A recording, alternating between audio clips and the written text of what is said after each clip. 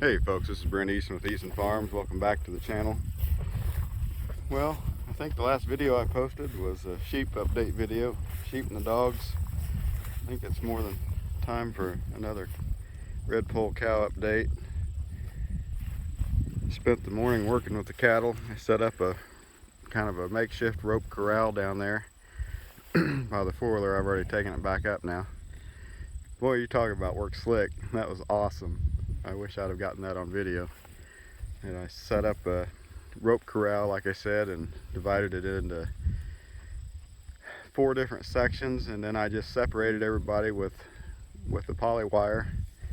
It wasn't even hot, but more of these cows work so well. It's just amazing. Everybody was calm. There's no stress whatsoever. And what I did was I separated all the older cows from their bull calves. There's 4 of those, and then I separated all the younger heifers that are too young or borderline too young to breed. There's some of those heifers that are 12 months to 17 months, and the ideal situation is to breed them at 20 to 24 months. I think they seem to develop a little bit slow in their pelvic area, so I think the idea is to let them mature to the extent that they calve easier for their first calves. Now that's not a problem, of course, for the older cows, but their bull calves needed taken off of them, and they were plenty old enough to wean. They were, I think they're 7 to 8.5 months old, so I don't really feel comfortable with letting them wean their own, so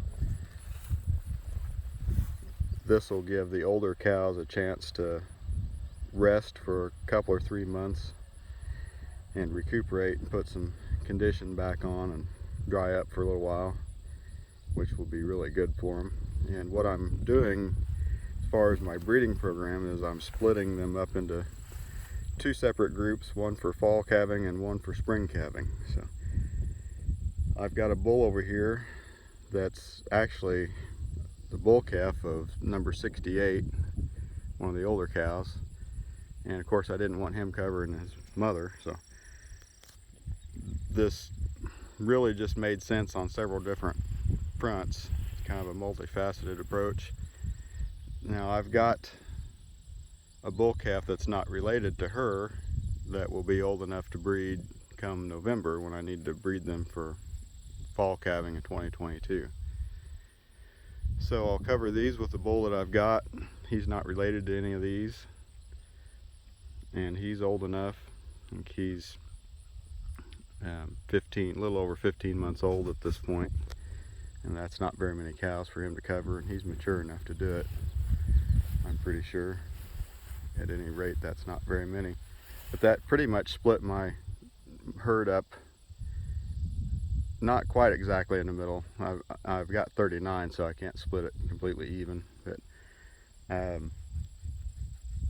so yeah, I think that's going to work great. So the idea behind splitting the herd into 2 separate breeding groups is I can run 2 different bulls and have my own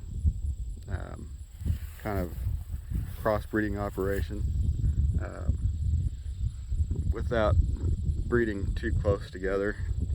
And I know that's not a big concern for some people. It is a big concern for others, so I'll try to walk kind of a thin line there, but that should give me enough bulls of my own to cover everybody without breeding too close. And that gives me two calving seasons, which means a better cash flow.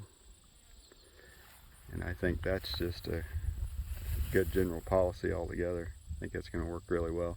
I know some other guys that are doing that, and they're really happy with it. And it's pretty cool that they've got replacement heifers coming of age and able to be marketed twice a year. So it's kind of a long game. everything in cattle seems to be, if you're doing replacement heifers and breeding stock. But see, they're going down to their water. Now I've got 2 tanks set up down there, and I've got my rams down there too. The ram lambs from this year and the old rams. So I'm using this hardwired paddock. This is 5 strands of high tensile wire. That's electrified with an 18 joule charger. So it works really well to separate everybody and keep everybody separated. But I just love this idea. I'm just super happy this morning with everything. I just can't believe how easy the cattle worked. It's so cool to be able to work everybody in a stress-free situation, and it's relatively safe for me. Everybody's content, and I was able, fortunately, to have those 5 older cows that 4 of those, one of them is a little touchy, but 4 of those are just pet gentle, and they're just awesome to work with. And being able to keep those with one group, and the older heifers that are gentle like that with the other group of mixed heifers. Part of these heifers are the new ones that we got this year.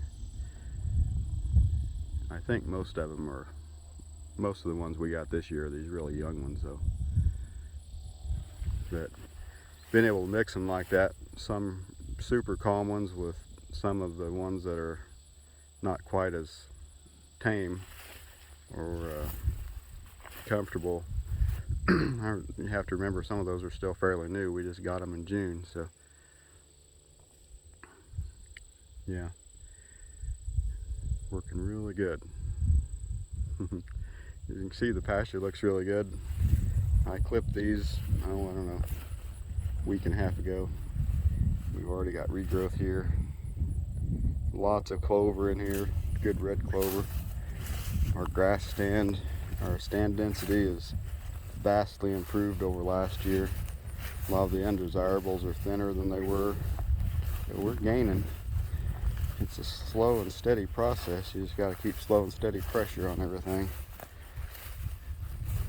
Nature will take it back in a heartbeat, but it takes a while to jump back and get everything well managed. But we've just got a beautiful flourish of clover in here. It's a little bit too much here probably, but I think we're doing okay. We've got really good ground cover. We've got a really good soil armor here in the thin spots. Yeah, the ground's covered well. We still got moisture here on top. That's why everything's doing so well. Protecting that soil from that hot sun. We did cool off a little bit. We didn't really get any rain. Got a couple of tenths out of this last cool front that came through. But we're about 75 degrees today and got a northeast cool breeze blowing. It's just a beautiful, beautiful day. For the 3rd, I think this is the 3rd of August. Anyway, first week of August. That's amazing weather for here.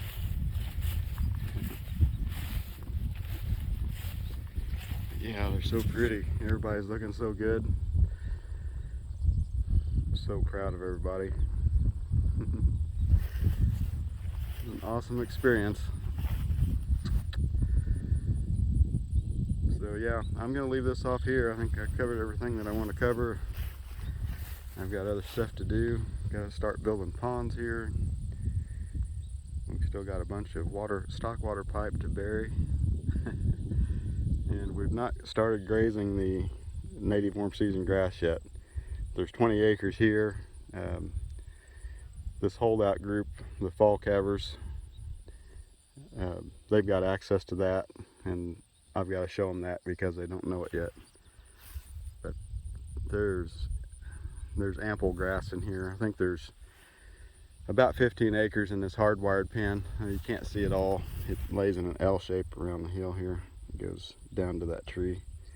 You've seen that in other videos. But then there's a 20 acre section of the old CRP that's not in CRP anymore. It's just a native warm season grass that it came out last October. So,